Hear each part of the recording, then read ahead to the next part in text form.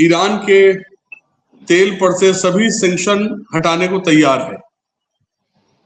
मेरी आवाज आप तक पहुंच रही है? जी जी पहुंच रही है। उसके बदले में क्या होगा ये नहीं बता रहे।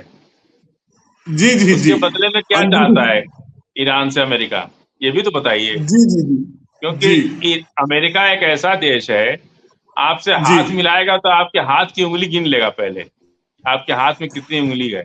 अगर एक उंगली भी जी कम हुई ना तो वो हाथ नहीं मिलाएगा। 3 सूत्री या 4 सूत्री मांगों पर सहमति जताया है, और बाकी उनका परमाणु कार्यक्रम तो रटी रटाई भाषा है, वो अलग बात है। दूसरा, प्रेसिडेंट ट्रम्प के जाते ही पुतिन साहब चाइना पहुंच गए और वहां जी जा करके कई हस्ताक्षर किए, कई एग्रीमेंट साइन किए। ये सारी चीजें बहुत तेजी से परिवर्तन हो रही हैं। उधर प्रेसिडेंट ट्रम्प के चाइना से हटते ही यूक्रेन ने जबरदस्त हमला कर दिया रूस के ऊपर। इसका भी जी कहीं ना कहीं गुस्सा देखा जा रहा है कि प्रेसिडेंट ट्रम्प ने गुस्से में हमला करवा दिया रूस के ऊपर। और इजराइल के साथ जो हो रहा है वो आप देख ही रहे हैं। इजराइल ने वो जी फ्लोरिडा जो नाव आ रही थी राहत सामग्री लेके, उस पर जबरदस्त हमला कर दिया। ये सारी घटनाओं को जोड़ करके आप अगर अभी देखें तो ये लगता है कि अमेरिका भयंकर गुस्से में है, अपनी बेइज्जती से नाराजगी में है, और वो हर तरह की रिएक्शंस देना शुरू कर दिए। अब वो चाह रहे कि चाइना से तो बात बनी नहीं, रूस से बात बनी नहीं, रूस होके आ गए, चाइना होके आ गए। अब वो चाह रहे कि किसी तरह ईरान को ही मना लो।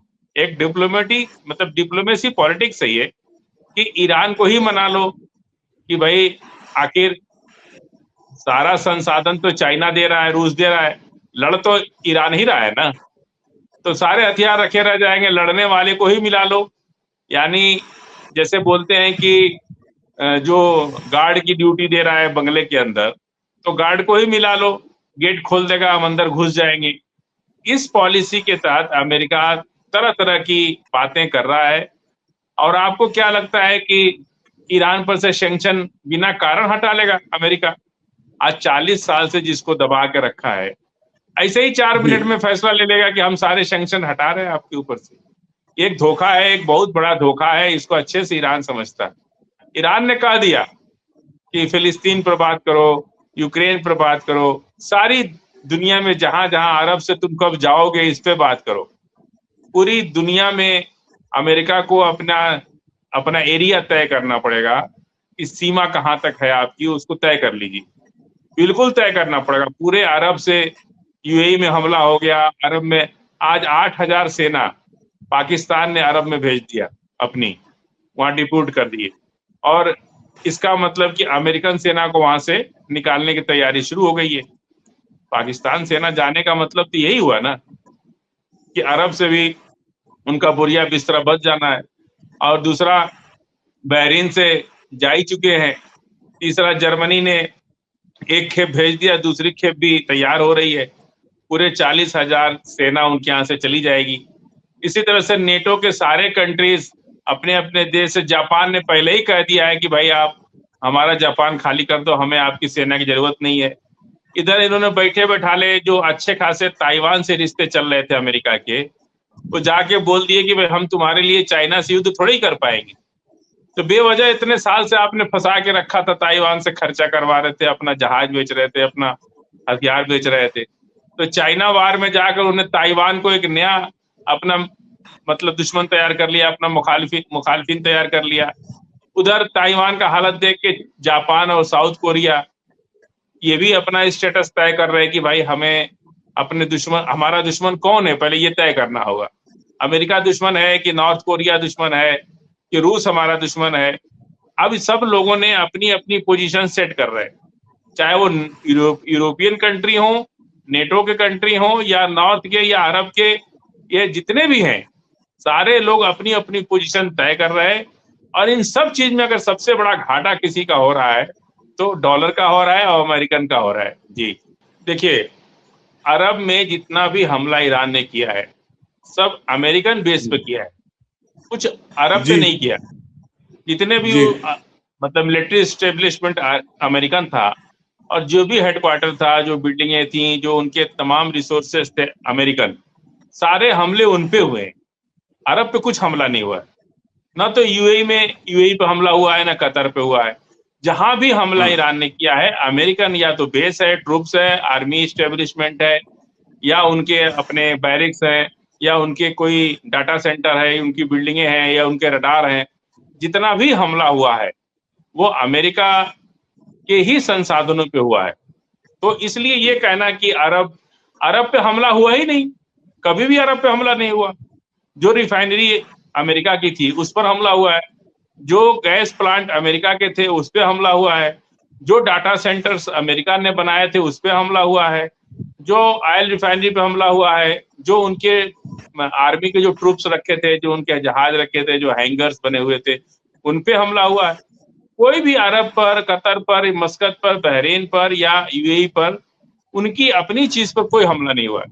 जो कुछ भी हुआ है अमेरिकन चीजों पे हुआ है। जी, अमेरिका को पूरी तरह से अरब से निकाला जा रहा है, ये आप जान लीजिए, पूरी तरह से। यहाँ तक कि अरब के अंदर जो नुकसान हुआ उसकी पूर्ति करने के लिए, मेंटेनेंस करने के लिए भी अरब ने मना कर दिया कि नहीं, आप छोड़ दीजिए, हम लोग कर लेंगे।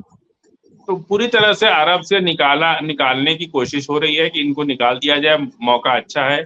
और रहा सर पाकिस्तान का, तो पाकिस्तान का जो आर्मी से मुआहदा पहले से ही अरब से है कि फर्क सिर्फ इतना है कि वो अरब में ना रह के वो उनकी आर्मी पाकिस्तान में रहेगी, और जब अरब को जरूरत होगी पाकिस्तान से आर्मी जाएगी। ऐसा मुआहदा पहले से 40 साल 50 साल से चल रहा है इनका। हमेशा देखिए इनके जो जनरल्स होते हैं वो अरब का दौरा करते रहते हैं, अरब के बादशाह भी पाकिस्तान आते रहते हैं।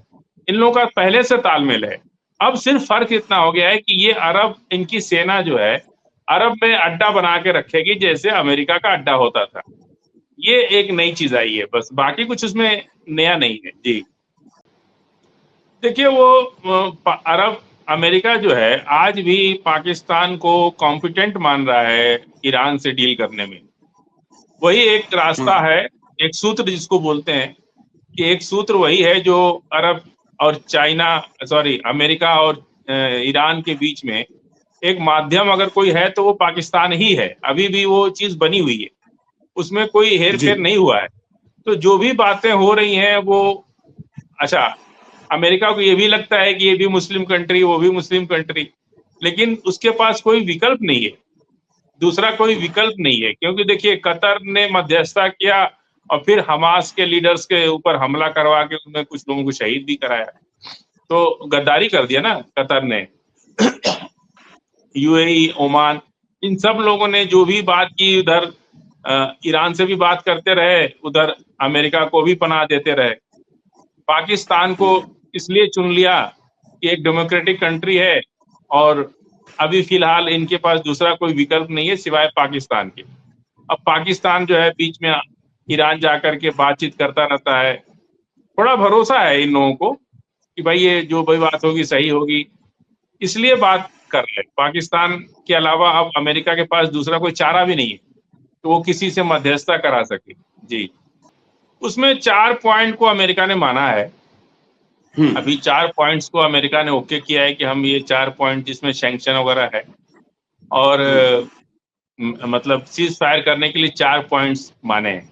सबसे बड़ा पॉइंट है उसके अंदर कि फिलिस्तीन का क्या होगा, इजराइल का क्या होगा, और आप इस पर क्या अपनी राय रखते हैं, उसको मानना पड़ेगा। दूसरा यूक्रेन युद्ध की बात है। ये सारी चीजें जो हैं वो राइटिंग में नहीं है, समझ रहे हैं आप? ये सारी चीजें राइटिंग में कुछ और है और बात कुछ और हो रही है। यही होता है, सब जगह ऐसा ही होता है कि लेन देन का तरीका कुछ और होता है, बोलचाल का तरीका कुछ और होता है। तो ये सब बातें हो रही हैं बिना यूक्रेन युद्ध को खत्म किए, बिना फिलिस्तीन पर बात किए ईरान और अमेरिका की मध्यस्थता समाप्त ही नहीं हो सकती। क्योंकि पूरी दुनिया अगर आज ईरान के साथ खड़ी है तो इसलिए खड़ी है कि ईरान जो है एक तो फिलिस्तीन के लिए अपनी जान तक दे दिया, फिलिस्तीन की लड़ाई में सबसे ज्यादा बढ़ चढ़ के हिस्सा लिया। इसलिए दुनिया भर के मुसलमान, अरब, कतर, मस्कत, बहरीन, कुवैत, मिस्र, इजिप्ट, ये सारे लोग चाहे कितना भी ईरान हमला कर रहा है ब्रिटिश स्टेब्लिशमेंट, अमेरिकन पर, चाहे अमेरिकी चीजों पर, लेकिन कोई जवाब ये लोग नहीं दे रहे, ना कुछ बोल रहे। इसके पीछे यही है कि ईरान ने जिस तरह से फिलिस्तीन और गजा के लोगों की, बच्चों की, उनकी लड़ाई लड़ते लड़ते कितने लोग शहीद हो गए, उनकी कंट्री के मतलब सुप्रीम लीडर तक शहीद हो गए, और उसकी वजह से आज दुनिया भर के लोग उनकी बात मान रहे हैं। जी।